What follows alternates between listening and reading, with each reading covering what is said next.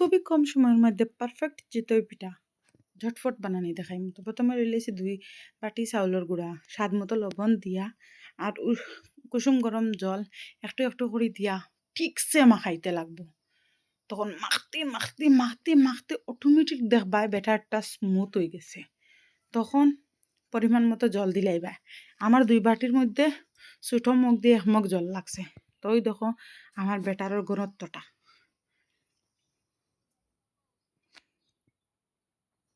ওই দেখো ঘনত্ব কি সুন্দর হয়েছে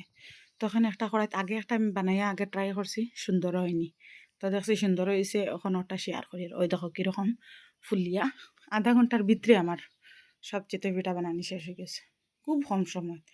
আর যদি মানে চাউলের গুঁড়া না থাকিয়া যদি চাউল ভিজাইয়া হয় তো চাউল 2-3 ঘন্টা ভিজাইয়া রাখিয়া